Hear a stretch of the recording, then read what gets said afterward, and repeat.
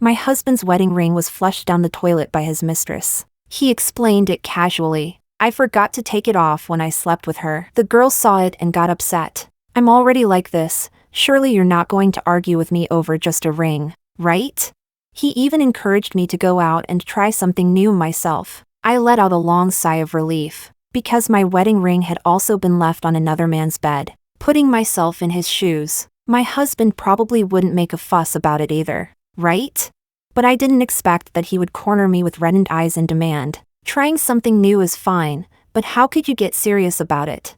Chapter 1. Simon had changed his mistress again. This one was even younger. She had clung to him for a full month. It wasn't until our wedding anniversary that Simon finally had dinner with me. During the meal, I noticed his ring finger was bare. Where's your wedding ring?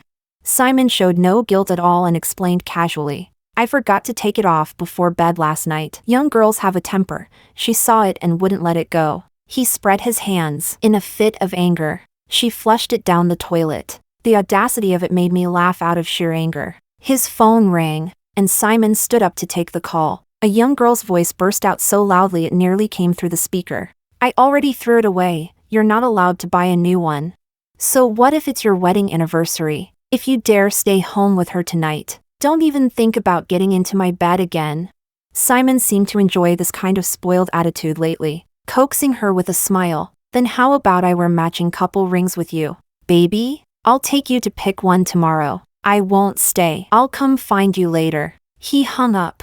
I looked at him. Actually, that wedding ring of mine, But Simon cut me off. Speaking bluntly, Nora, I'm already like this. You're not seriously going to argue with me over a ring, are you?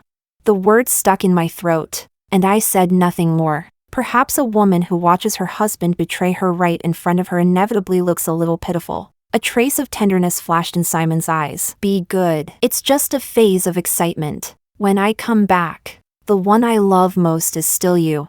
I watched him hurriedly grab his car keys and leave. Then I looked down at my own ring finger. What I had wanted to say just now was, my wedding ring was also with another man. At first, I had worried Simon would question me, but now it seemed he probably wouldn't make a fuss about it either, right? Chapter 2. After 5 years of marriage, Simon and I were almost a marriage in name only. 3 years ago, Simon cheated for the first time. I cried. I made a scene. I questioned him at my breaking point. I even went as far as confronting the other woman. But Simon only broke things off with that girl. Not long after, he found a new one, younger. Faced with my disbelief, Simon remained calm. He simply looked at me and said, Nora, we've been together since we were 16. It's been 10 years. I don't feel anything new anymore. I don't want to separate from you. So I just go outside to try something different. I collapsed to the ground, crying uncontrollably. He crouched down, reaching out to touch my face. Do you know? The times I love you the most are after I've had something new. In Simon's pupils, I saw 26-year-old Nora, pale-faced, red-eyed, broken, haggard, hysterical. Simon even said, Why don't you find someone too? I don't mind. I laughed and asked, What if I actually fall for him? Simon replied indifferently, Impossible, Nora. You love me the most, and I love you the most. There's just a small problem between us. After that day, I chose to turn a blind eye to Simon's affairs. Even when some girl trying to replace me came to confront me, I could calmly inform Simon, Handle your mistress. Simon even joked to those women, There's no point looking for my wife. I'm not getting a divorce. As long as I don't divorce, I can do whatever I want. But what Simon didn't know, I really did as he suggested and went out to try something new. Only, unlike him, I didn't wander through countless options. I got entangled. I opened WeChat. The person pinned at the top, whom I hadn't replied to at the dinner table, had sent many messages. A young man's voice played, clear, with a hint of shyness. Nora, last night got a bit too intense. Your wedding ring fell into the gap in the bed. Your husband won't get mad, right? In the video, the boy had threaded the ring onto a chain and wore it around his neck. The length of the chain seemed carefully adjusted. The ring rested right in the center of his chest. Nora, do you want to come over and get your ring? Chapter 3. I unlocked Mario's door with my fingerprint and walked into the bedroom. But it wasn't the vivid, steamy scene I had imagined. Mario was fully dressed, actually carrying a pot of soup out of the kitchen. I was dissatisfied, but Mario smiled like a sly fox who had just stolen a chicken. Nora, you came to be with me on your wedding anniversary. That means you really do have me in your heart. Didn't you eat well tonight? I made some soup that's good for your stomach. My stomach had already been ruined from all the business drinking back when I was working hard alongside Simon. Over the years, Simon had gradually forgotten, but Mario remembered clearly. I had watched Mario grow from someone who could burn down a kitchen to a full-on house husband. Mario was only 22, yet when we were together, he was usually the one taking care of me. But I hadn't come here for food. This soup must have taken a long time, right?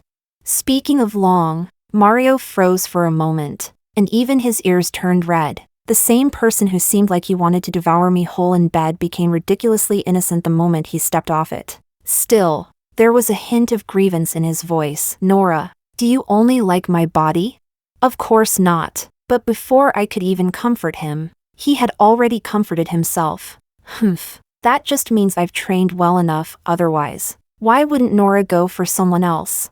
He lifted the hem of his sweater and guided my hand onto his skin. My hand traveled upward until it touched that cold, hard ring. Want it, Nora? Come and take it yourself. Fine, I'll take it myself. That night, I understood Simon once again. It really was addictive. Mario wrapped his arms around me from behind. Nora, divorce him and marry me, okay?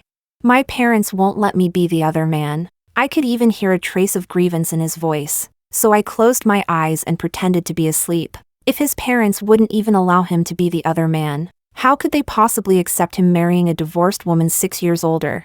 What was he even thinking?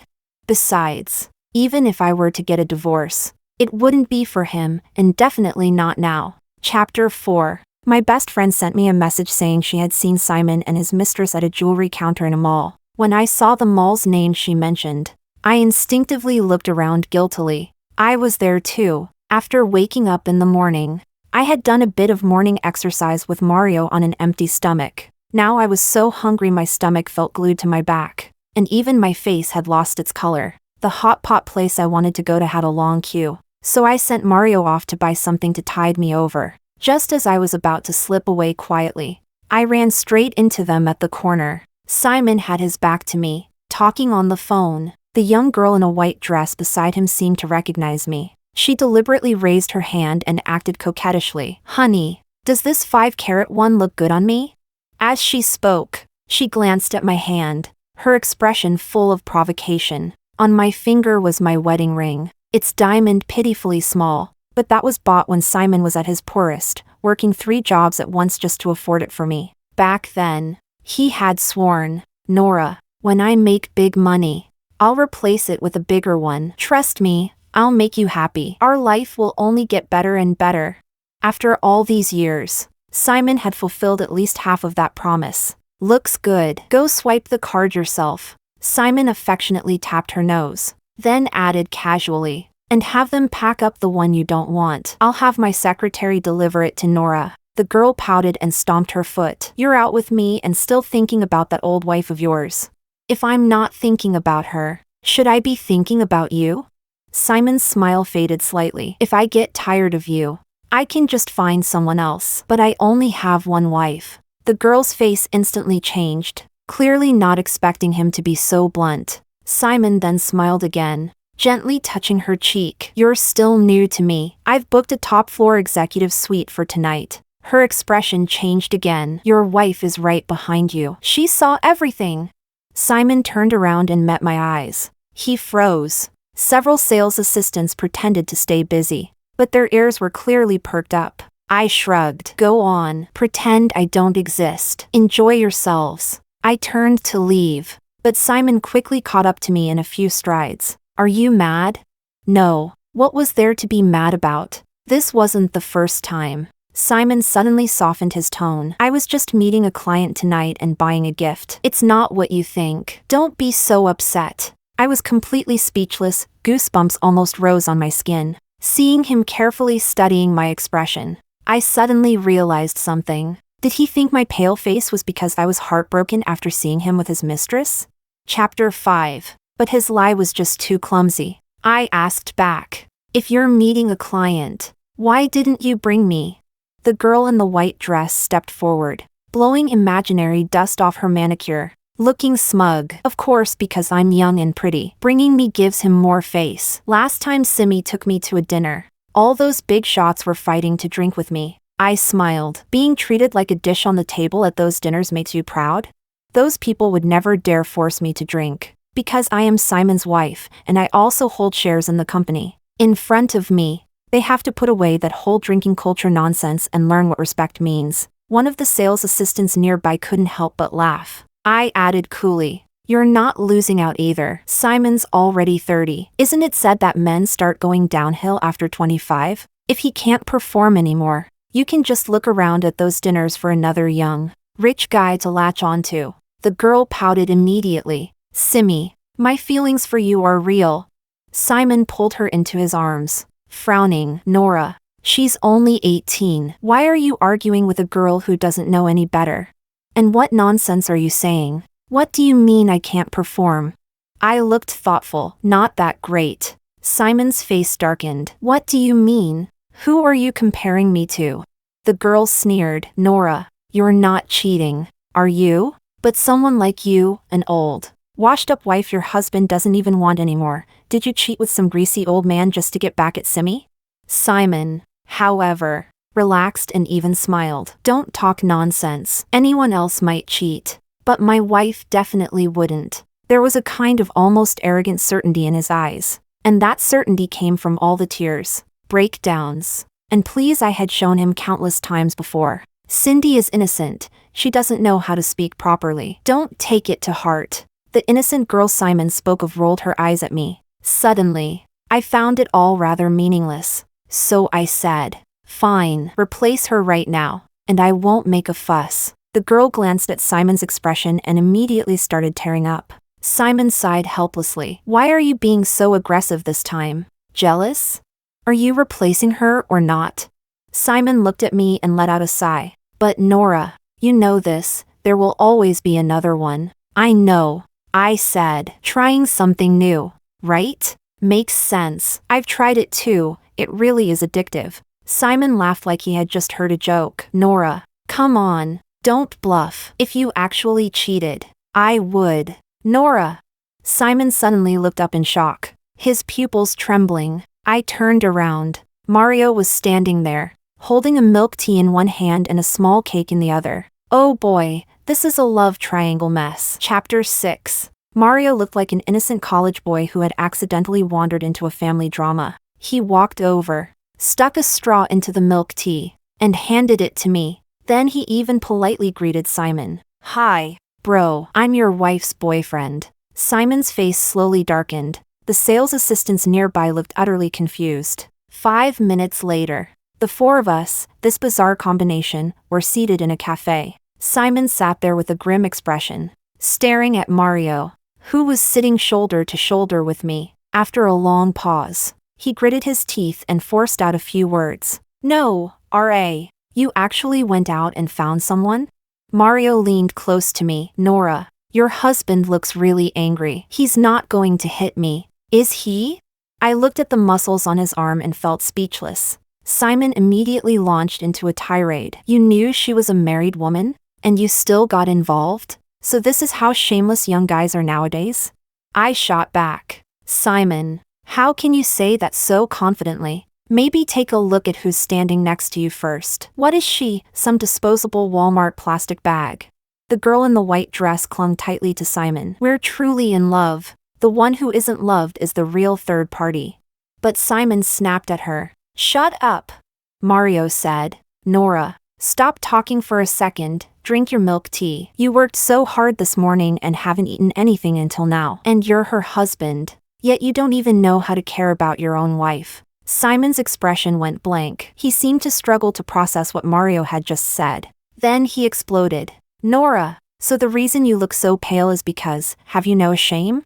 His chest heaved with anger. I remained calm. though confused. Weren't you the one who told me to go out and try something new? I did, and now you're unhappy? Men really are impossible to understand. I added. What your little girlfriend said earlier wasn't wrong. The younger ones really are pretty good. Simon's face instantly turned pale, then gradually darkened to a deep, ashen green. He forced down his anger. So you're leeching off a rich woman now? But you've got it wrong. Every cent she spends comes from me. All the luxury brands she wears, I bought them. Without me, she couldn't even afford a hotel room with you. I like her for who she is. Simon let out a heavy scoff. How old are you? When you're 25. She'll already be in her 30s, old and fading. Will you still like her then? Mario, who had been acting all sweet and harmless, suddenly turned cold. I'm not like you, cheating not long after getting married, and then belittling your own wife in front of others. You really think everyone is like you? There's something in this world called loyalty and devotion. The difference between humans and animals is that humans know how to restrain themselves, not use seeking novelty as an excuse to lose control of their desires. Simon had held a high position for years. He probably hadn't been confronted like this in a long time. He was about to retort, but Mario cut him off first. No point talking to you, you're just triggered. I get it. With a wife this good, if you don't know how to cherish her, don't blame someone else for taking your place. At that moment, a delivery guy walked in to pick up a coffee. Holding his phone, he absent-mindedly hummed along to a trending TikTok song. If one day I fall in love with your wife, and your wife falls in love with me, darling, don't cry out loud, I'll make sure she never suffers. That hit right where it hurt. I was honestly worried Simon might faint from anger. Chapter 7. Mario was in his senior year, with no classes for the day. After escaping that chaotic scene, the two of us weren't affected at all. We stayed tangled up together until night. Mario still wanted to cling to me, but I refused. Nora, do you not like me anymore? Tonight, you can do whatever you want. He spoke suggestively, sounding a little aggrieved. I brushed him off with a few soothing words, opened the car door, and got into the driver's seat. Young college boys really do have endless energy. I couldn't handle it, I really couldn't. Mario looked worried and didn't want me to go home. Nora, your husband won't hit you, right? Probably not. He's most likely with his mistress. But unexpectedly, the moment I stepped into the entryway, the lights snapped on. I raised my hand to shield my eyes from the sudden brightness. Simon was sitting on the sofa, who knew how long he had been sitting there in the dark. When did you start with that pretty boy? Nora, you've really got some nerve. Break it off with him, and I'll pretend nothing happened. I didn't respond. Slowly, Simon grew irritated. What? You're not willing? Don't forget who you are, you're a married woman. I haven't forgotten. You're the one who forgot. I smiled faintly. When you kept your first mistress and felt no guilt after I found out, when you replaced one after another, when you justified it as just trying something new, why didn't you remember then that you had a family? Simon opened his mouth, but no words came out. Those heart-wrenching moments felt like they belonged to a past life. I could now speak of them calmly. Since you said I could also go out and try something new, then follow your own rules. Don't act like rules only apply to others but not to you. If that's the case, I really do look down on you. Simon fell silent for a long time, then said hoarsely, I didn't think you would actually go find someone. Oh, so that's why you were so generous. You were certain I loved you too much, that no matter how many times you cheated, I would never look for another man. I would just cry and wait for you to come back. Simon pressed his lips into a thin line, his hands clenched at his sides as he asked, Nora, I'll ask you one last time, you really can't end it. Can you? I nodded. It's still fresh. Don't ruin the mood. Fine, fine. He suddenly stood up from the sofa, letting out two cold, heavy laughs. Then he stormed out. Chapter 8. Simon didn't come home for several days. The girl in the white dress somehow added me on WeChat and kept sending messages to provoke me. That's when I found out her name was Cindy. Nora, what did you do to upset Simmy? He's been so rough with me, I'm exhausted. She sent a photo from the bed. Calmly, I screen recorded it and replied, thanks for providing evidence of Simon's infidelity during marriage. When we divorce and I get a bigger share of the assets, I'll send you a red packet. Cindy immediately withdrew the message. Aren't you cheating too? An old woman like you can only attract some poor college boy with money. Who knows, maybe he's sleeping with you while laughing behind your back. You don't deserve Simon at all. If you have any self-awareness, you should step down on your own. Oh, she was quite articulate, but still too inexperienced. Simon had had several mistresses before her, much more vicious than this. Thinking of that, I reflected on myself for a moment. Had I gone too far last time, making Simon that angry? What if I pushed him too far and he just filed for divorce?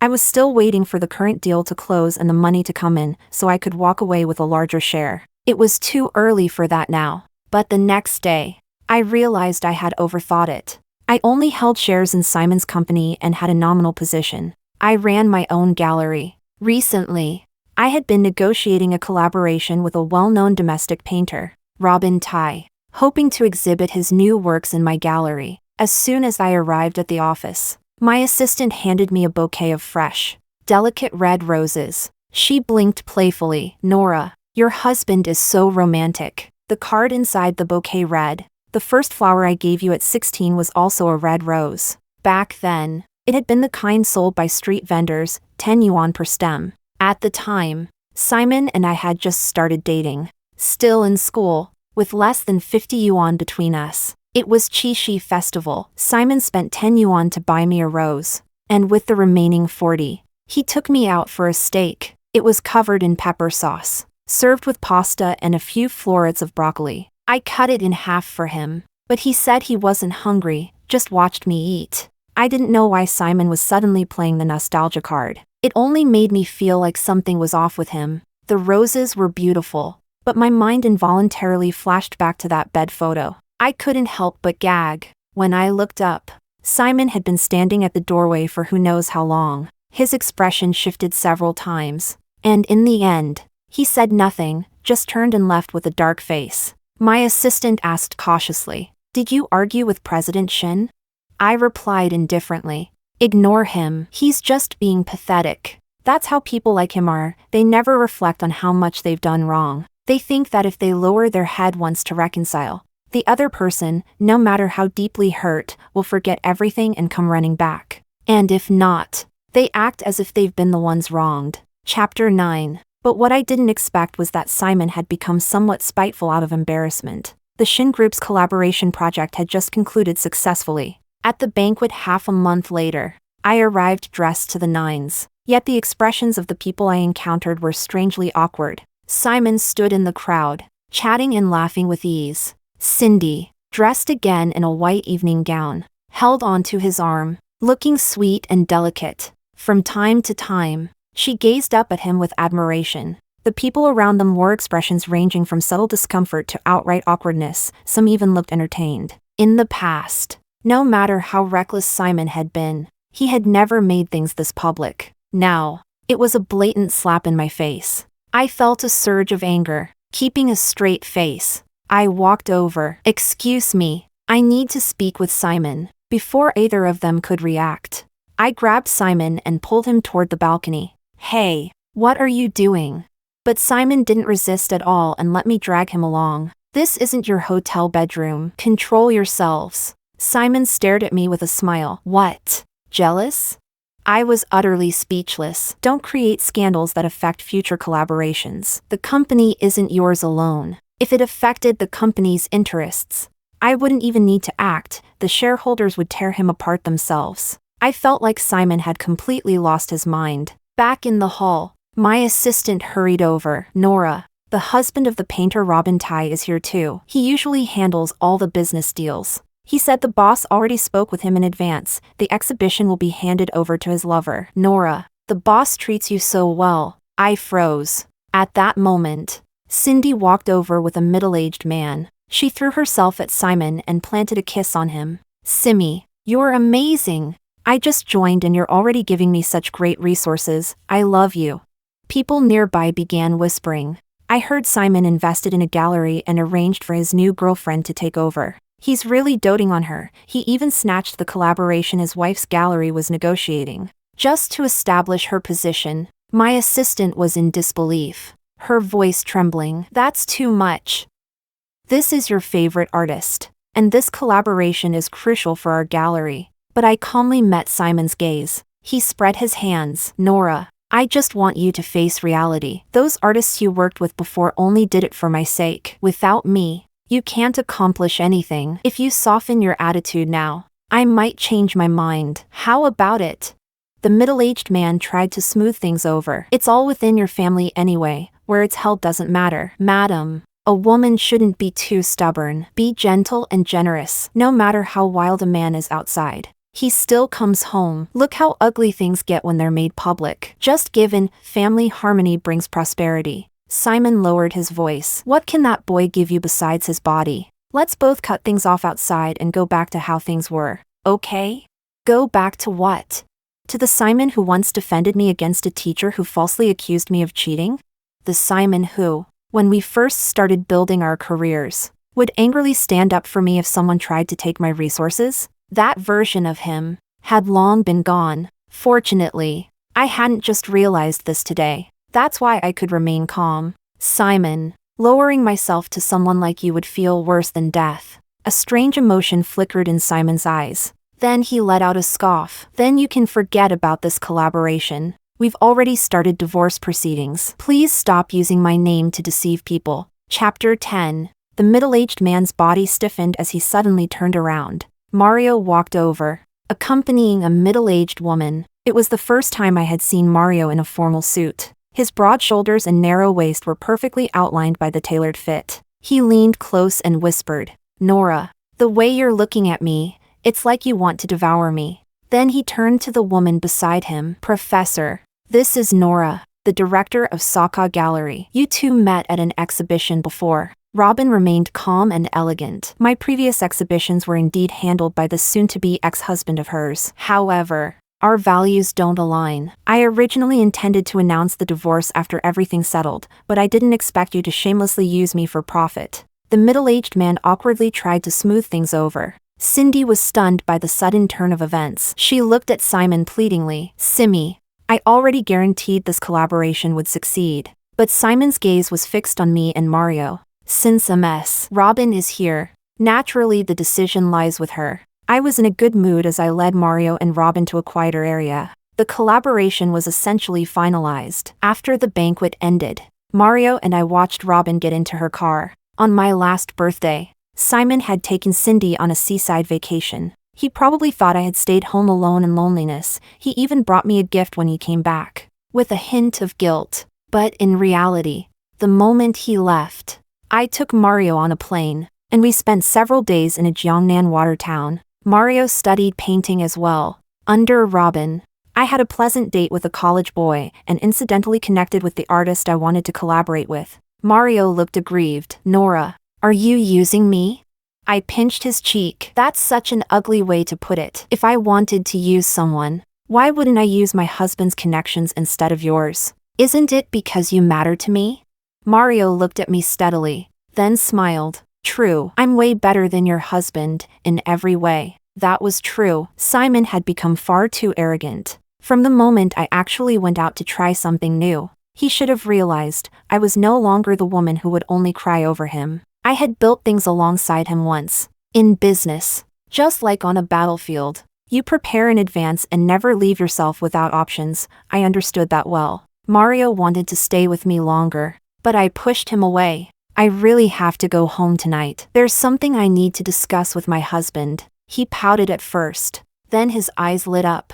Then call me anytime if you need anything. Simon was indeed at home. The ashtray on the coffee table was filled with cigarette butts. He sat there with his head lowered, his white shirt wrinkled, his tie loosened. So you still decided to come back? I thought your little boyfriend helped you so much, you'd be properly thanking him tonight. He emphasized the word thanking, leaning against the door. I suddenly felt that this version of Simon overlapped with who I used to be, the one filled with resentment and sorrow. You don't rely on me, yet you still rely on another man. Nora, what can you even do without a man? I use the connections and resources I have to achieve my business goals. What's wrong with that? A trace of irritation flashed in Simon's eyes. You refused to use my connections and went to him instead. Are you trying to humiliate me? I shot back. Weren't your connections being used to pave the way for your mistress, while suppressing me? Simon took a deep breath, fell silent for a moment, then said slowly, I just wanted to make you jealous. I didn't really. He lifted his eyes and suddenly froze. Following his gaze, I looked at myself in the mirror by the entrance. A fresh lipstick mark. Chapter 11. I didn't know whether to laugh or be angry. Mario knew I was going to confront Simon tonight, yet he still caused trouble. Nora, we're not even divorced yet, and you're already this desperate? He suddenly stood up, his eyes red, gripping my shoulders tightly. Without another word, he leaned in to kiss me. I struggled desperately. Fear and disgust overwhelmed me as Simon's alcohol-laced breath rushed into my nose. In the end, I couldn't hold it in. I turned my head and threw up. Simon froze. The drunken haze on his face vanished instantly. His voice trembled. You're throwing up again. Do you hate me that much? I shoved him away and rushed into the bathroom to rinse my mouth. After gulping down a glass of warm water, I finally managed to suppress the nausea. Hearing that, I didn't even think before answering. Yes, I hate you. Who knows how many women you've been with out there? Even touching you makes me feel sick. We had already been sleeping in separate rooms ever since the first time I caught him cheating. So you're just letting that college boy sleep with you for free? At that age, they're full of hormones and like older women, but do you really think you're worthy? Once the novelty wears off, will he still like an old woman like you? He spoke without thinking, and the moment the words left his mouth, a trace of regret flashed in his eyes. Simon. I looked at him. How do you know I won't be the one who gets bored first? I copied his earlier posture, sitting down on the sofa and lighting a slim cigarette. If I divorce you, I'll take at least half your assets and become a wealthy, carefree single woman. I can keep trying something new whenever I want. Why would I reduce myself to being an accessory to a man, waiting for him to judge whether I'm young or old, fresh or not? Even you can change, and I'd still expect to find a man who stays loyal forever? That would make me an idiot. If I don't like this one anymore, I'll just find the next. I crushed the cigarette in the ashtray, clapped my hands lightly, and stood up. Just like you said, no one stays 18 forever. But there will always be 18-year-old boys waiting for me to try something new. Simon stood there, stunned. He called out as I was about to leave. You've changed. Nora, you weren't like this before. I didn't turn back. This is what you wanted. Why aren't you happy now? Simon, you made the rules of this game first. Be a man, don't be such a sore loser. I closed the door behind me, only to notice a sneaky figure near the emergency exit. Who's there? I shone my phone's flashlight over. It was Mario. I paused, surprised. He looked a little embarrassed. I wasn't trying to follow you. I was just worried about you. I had also been worried Simon might lose control, so I hadn't fully shut the door earlier. Mario's expression was calm, as if he hadn't heard anything I had said inside. He simply walked over and took my hand. As the elevator doors closed, I caught a glimpse of Simon through the half-open doorway. His eyes were fixed on our intertwined hands. He stood there, defeated. Chapter 12. I sent the drafted divorce agreement to Simon. Half for each of us, my portion could be converted into cash. It was fair, although I had evidence of his infidelity. I wasn't exactly innocent either. To avoid pushing him into desperation, I didn't try to destroy him completely. Simon blocked me at the entrance of the gallery after work. I don't agree to the divorce. Before I could speak, there was even a hint of pleading in his voice. You agreed it was just a game, didn't you? Once the novelty wears off, I'll come back to the family. You will too, right? No. I smiled. I can't keep letting Mario be the other man. His parents wouldn't allow that. Don't even think about it. I won't divorce you. I frowned. Simon, are you insane? Does this kind of marriage even need to continue? But I love you. My mind went completely blank. I had never heard anything so absurd in my life. He suddenly raised his voice, almost hysterical, then gradually lowered it again. I can't imagine life without you. So many women tried to replace you before, but I never agreed. No matter how much I played around outside, my wife could only ever be you. They were just novelty to me. When I became successful, they came to me, but the one who stayed with me from youth until now, through hardship and success, was only you. Even if the passion is gone, I never thought of abandoning you. The one I trust the most, the one I need the most, has always been you. But I no longer trust you, need you, or love you. Loving you only brings me pain. It turns me into someone hysterical, someone who isn't myself. My attitude was firm. If we can't part on good terms, then we'll go through legal procedures. I turned and walked toward the parking lot when Simon suddenly called out, "Are you doing this to get back at me?" For what I said, telling you to go try something new. Instead of acting like a resentful woman, he repeated his own words, one by one. Those words that had once kept me awake all night, that had pierced my heart until it bled. Now, hearing him say them himself, he looked as if he were the one being hurt, his eyes slowly reddening. At first, yes, I took out my car keys. But you know, I'm still a woman. Who could resist a 20-year-old, muscular college boy? I got into the driver's seat, the window rolling up. I just made the same mistake every woman in the world makes. Didn't I, my dear husband? Chapter 13. I officially moved into Mario's place. Since the divorce was already in motion, it was perfectly above board now. Mario painted during the day and, as usual, cooked dinner for me at night, his skills improving more and more. After dinner, we would go for a walk together, like the most ordinary couple. Ever since Simon mocked him for living off a rich woman, Mario had sold several of his old paintings. I teased him, "Aren't artists supposed to be aloof and above money?" Mario replied in his usual soft, slightly teasing tone, "Who said that? If I don't work hard to make money, how can I support Nora? I can't let her end up living worse after the divorce than she did with her ex-husband." I couldn't help but laugh. His family was already well off enough to support his art, and his mentor was Robin. His future was full of potential. It was only a matter of time. Things, however, were far from peaceful on Simon's side. Cindy found me, crying and making a scene. "What did you say to Simi? He wants to break up with me," I asked in confusion. "We're getting divorced anyway." "What, doesn't he want to marry you?" Cindy's expression twisted. "It's all your fault. Are you satisfied now?" From her rambling explanation, I realized Simon had misunderstood something. I had never mentioned divorce with any of his previous women, but after Cindy appeared, everything in his life had turned upside down, so he believed it must be because Cindy provoked me repeatedly that I had become this ruthless. Not only had he dumped her, he even used my name as an excuse, claiming to reclaim marital assets, to pressure her into paying money back. As if doing that would make me forgive him. I found it ridiculous, but I wasn't about to stop him from treating Cindy that way. I wasn't a saint. Cindy's eyes filled with tears. "Aren't you just putting on airs? Trying to see Simi beg you? If you really want a divorce, then stop occupying the position.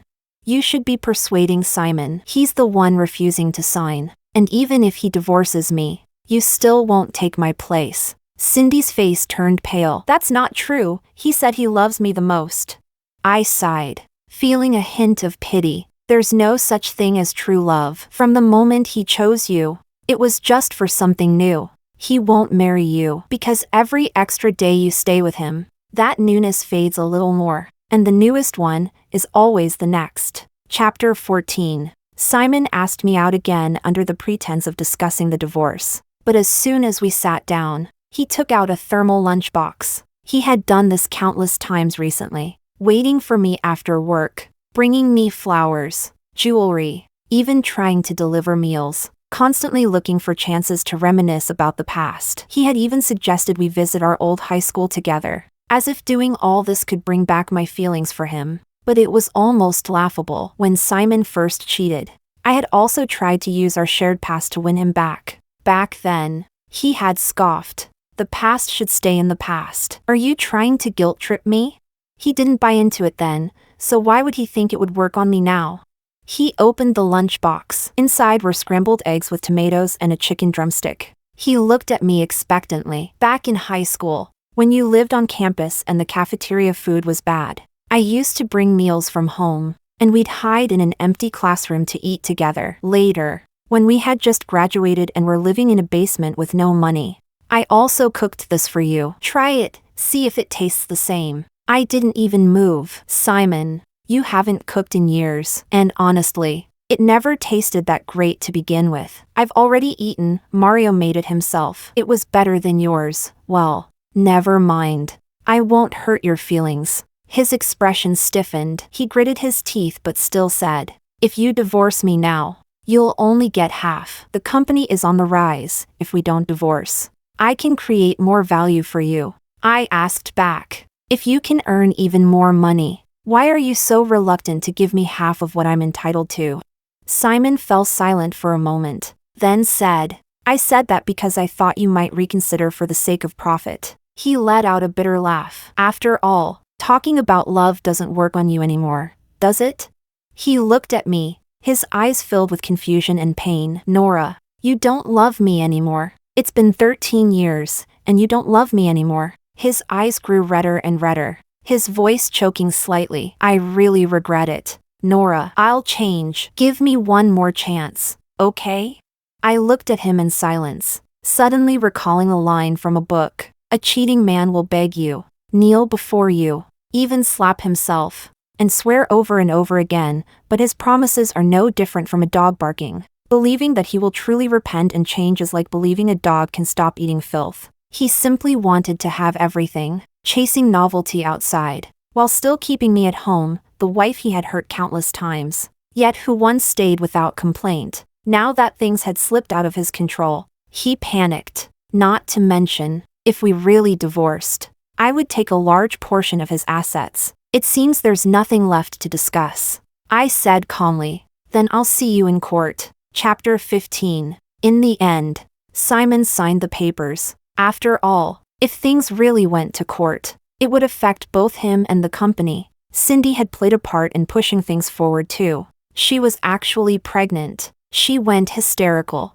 threatening Simon either marry her or give her a large breakup payment. Otherwise she would expose him to the media. I told Simon, if she really causes trouble, I can cooperate and say publicly that we've had relationship issues for a long time and have already been living separately. At least it will make your moral failing look less severe. But the condition was he had to sign the divorce papers. When we walked out of the Civil Affairs Bureau, Mario was standing on the sidewalk waiting for me. Simon saw him, his expression turning ugly. That eager. Huh? Mario remained polite as ever. Hello there, ex-husband. I'm here to pick up your wife. Oh, sorry. Your ex-wife. Simon ignored him with a dark face and just looked at me. You said we'd part on good terms. Have one last meal with me, okay? When I didn't respond, he gave a bitter smile and added hoarsely, let it be a proper ending to our 13 years together, all right? Mario looked unwilling, but he didn't stop me. He simply sat at a table not far from ours and ordered his own food. From time to time, he cast resentful glances our way. Simon didn't bring up the past again. The meal was quiet, almost suffocatingly so. As we were leaving, in the underground parking lot, Simon called out to me. Just as he was about to speak, his expression suddenly changed. He shoved me aside. Out of nowhere, a rough-looking young man with dyed yellow hair rushed forward, stabbing towards Simon with a fruit knife. Nora, watch out! Mario, still shaken, pulled me behind him and grabbed a nearby warning triangle, throwing it at the attacker. It's you got Cindy pregnant and then abandoned her. You scumbag. I'll kill you. Mario shoved me into the car, then rushed forward to help deal with the attacker. My hands trembled as I called for help. By the time the police and ambulance arrived, the attacker had already been subdued by Mario, but Mario's arm had been slashed. I rushed over in tears to check his injury. Meanwhile, Simon, being carried onto a stretcher, his gaze slowly dimmed. A fruit knife was lodged in his abdomen, blood spreading outward. Outside the operating room, I demanded of Mario, you went to help him unarmed? What if something had happened to you? What would I have done? Mario gently patted my head. He pushed you away in that moment of danger. That's why I was willing to help him. Simon survived after emergency surgery, but the doctor said the attacker had a very clear intent. Although Simon's life was saved, both his kidney and that part of him were injured. The police interrogated the attacker. When he heard the outcome, he spat. So what? He plays around so much outside, he's probably already useless anyway. Otherwise Cindy wouldn't have come looking for me. Chapter 16. It turned out the yellow-haired guy was a male model. He said Simon wasn't very capable in that regard, and sometimes didn't even treat Cindy seriously. Over time, Cindy's mindset became twisted. On one side, she acted obedient and submissive in front of Simon. On the other, she took his money and splurged recklessly at bars. She sought a sense of validation from the flattery of male models. But unexpectedly, this male model actually fell for her. Cindy, heavily pregnant, went to threaten Simon, only to end up miscarrying. And not only did Simon refuse to give her money, he continued pressuring her to repay what she owed. Driven by anger for the woman he loved, the male model ended up causing today's incident. The police checked their chat records. Whether Cindy was venting or intentionally provoking, she had said many things cursing Simon to the model. "I hate him. It'd be better if he just died. Die. I've already lost my baby and he's still using lawyers to pressure me. I can't even repay my high-interest loans. That bastard. I hope he gets into a car accident tomorrow, or gets killed by his enemies." Mario and I exchanged a glance. If taken seriously, she wouldn't escape a charge of incitement. I thoughtfully introduced Simon to a lawyer who specialized in such cases, making sure the attacker would be convicted and that the one who started it all wouldn't get away either. Although Cindy was quite pitiful now, I wasn't a saint. When it came to people who had hurt me, I preferred kicking them while they were down rather than repaying evil with kindness. After Simon woke up, I went to visit him. He had lost a lot of weight, perhaps due to the kidney damage. His complexion looked ashen. Seeing me, he forced a faint smile. "Maybe this is karma," I actually agreed. But since he was a patient, I didn't add fuel to the fire. Simon looked out the window. It was already autumn. The leaves were turning yellow and falling. He suddenly asked, "After the divorce, can we still be friends?" I shook my head. "If possible, don't appear in front of me again." An ex-husband who might as well be dead is the best kind of ex-husband. Because of his physical condition, Simon could no longer handle work as he used to, and the company's stock fluctuated due to the legal case and surrounding scandal. Under joint pressure from the shareholders, Simon was forced to give up much of his power. Business is a battlefield. It was foreseeable that, in the future, he would become increasingly marginalized. Chapter 17. Robin's exhibition opened successfully. To support her beloved student, she also included Mario's work in this exhibition. The painting depicted the misty rain of Jiangnan, with small bridges and flowing water. A woman holding an umbrella stood alone on the bridge, as if wanting to speak but holding back. It was me. The staff who knew about my relationship with Mario all started cheering, saying they were shipping us hard. Mario looked as proud as a cat with its tail raised. "My strengths aren't just painting. You know, I also have what Nora likes the most." He suddenly remembered he was dressed very properly today and it wasn't convenient to show off his muscles. So he leaned in and whispered, "Nora, I'll show you when we get home." Robin chatted with me for a while. She said, "My student may look carefree, but he's actually a very good boy." She smiled. "You and I have had similar experiences. I also had a terrible ex-husband, and only saw his true nature in middle age. You're still young, you don't have to avoid things entirely just because of past hurt. If you meet someone who suits you, Professor, what are you talking about with Nora?" Mario walked over with a smile, effortlessly steering the conversation away. After the exhibition ended and the crowd dispersed, he helped me tidy things up while saying, "Nora, you don't have to take what my teacher said to heart." My hands paused. I looked up and met Mario's steady gaze. He said, "I've always known that you don't like me the same way I like you, but I understand. When someone has been hurt before, it's hard to take that step again. No matter how many promises I make, they don't mean much. Time will prove everything." He smiled gently and hugged me from behind, lowering his head. His warm breath brushed against my neck, his voice soft and enticing. "So, Nora, don't get tired of me too quickly, okay? I'll do my best to make sure you always feel something new with me." I turned around and hugged him back. I'm not someone who chases novelty. Otherwise, how would I be any different from Simon? I might not be foolish enough to give my heart completely after being hurt, but I wouldn't shut love out either. When we're together, we cherish it, and if it ends, we part on good terms. I won't expect a love that lasts forever. or someone who never changes. But I also won't betray sincerity. Chapter 18. Several years later, I was still with Mario. Mario had become well known, and I opened another art museum. Together, we could be considered a powerful duo in the art world. I even had a daughter, of course. She took my surname. At such a young age, Mario had already become a doting father. He could take a dozen photos from the exact same angle, and would seriously try to get me to spot the differences between each picture of the baby. Perhaps because we had a child, Mario became bolder. At night, when we were being intimate, he asked me for a title, a proper status. Nora, when will you marry me? I can marry into your family if needed. My parents only said I can't be the other man. They didn't say I can't marry in. Everything I have will be yours, and what's yours will still be yours. Caught up in the moment, I let out a soft scoff. We'll see how you perform. A spark flickered in Mario's eyes. I've been ready for a long time. Nora. My eyes widened. Beneath his fitted turtleneck, his well-defined muscles were adorned with silver accessories. A collar, arm bands, the tassels swayed softly, producing a faint, pleasant sound. It seemed tonight would be another sleepless night.